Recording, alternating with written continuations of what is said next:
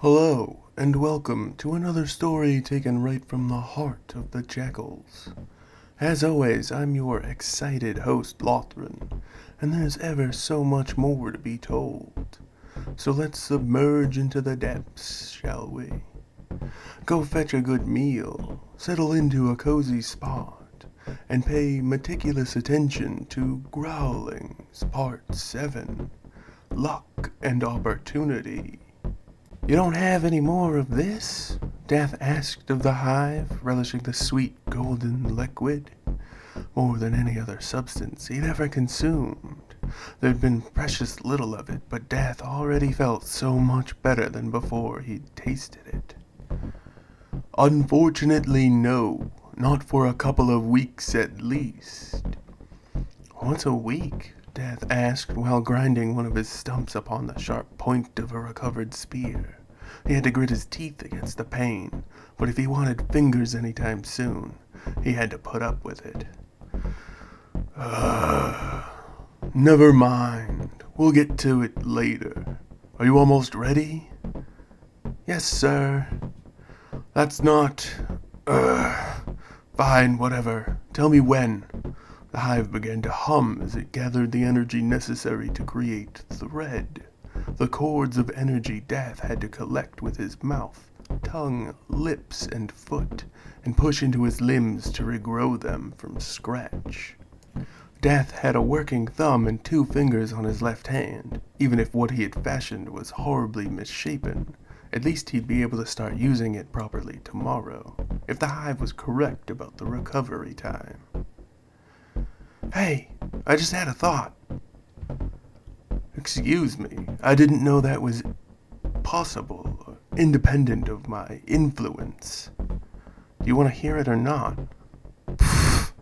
Fine, go ahead. You need a name, rather than just being Hive or Hey You. I have a name. Haven't used it in ages. Didn't think it was so important as to distract from surviving all of this we find ourselves stuck within. Well, what is it? Fine. Long ago I was known as Murkmire. You know my name, now can we get on with it? Thank you, Murkmire. I'm Dath. It's been a pleasure to help you through these difficult situations we're stuck together within. It's a pleasure to work with you as well, Dath. Wait, your name is Filth? Seriously? How bad have things gotten out there? I thought you scanned my mind. I couldn't scan your memories, just your emotions. You've wanted desperately for such a very long time to, well, at least so you think or feel, to help a hive in need. That's why I chose to side with you. That was enough for you? I didn't have a lot of options at the time. Options are much better than no options, I suppose. Dath replied as he dipped his head and pushed his foot into the stone or metal-seeming liquid surface of the hive. Light, blinding, horrid, burning white fire blasted over his face, scorching away all of his skin, searing his muscles, bone, and sinew to ash, as it had many times before. Dath pushed his foot in his fresh hand for good measure into the body of the hive. No, you mustn't! You'll ruin your arm! Murkmire pleaded as it felt the invading hand pierce its depths. I'm tired of waiting. Stay quiet, you'll distract me. Dath began teasing the winding, wriggling strands of glowing force to make each one glow with its truest hue. First, all he could find were some red and gold strings, not what he was looking for. Each hive had its own specializations that it was best at. Murkmire had been born for battle. Red, black, and gold were the colors, the threads that most often were created within its center. Dath nibbled at the offending strands. He'd need them later, but for now he was only interested in the true white threads. Those were the ones he'd sever and cut, and reattach to each other, and then shape the pieces he had into ghost-like images of the flesh he required, finally attaching each of them into his wounded arm outside of the hive to reform the flesh he had lost, or at least what he could make of it. Dath bent to the work, twisting and wrenching his body, constantly feeling like he was about to fall down into the impossible cavernous inner space of the hive. Like Murkmire's vast ocean of energetic cords were desperately trying to pull him under the outer surface of the hive. A process Murkmire had warned him on many occasions not to let occur. Dath gasped, heaving breaths of air back into his burning furnace-hot lungs as he held the rough shape of a thumb in his hand still within the hive. This is so fucking much easier with fingers. You can damage it permanently, Murkmire pleaded, almost sounding like Dath's own voice in his head. Relax. If that happens, I'll just cut it off and start over.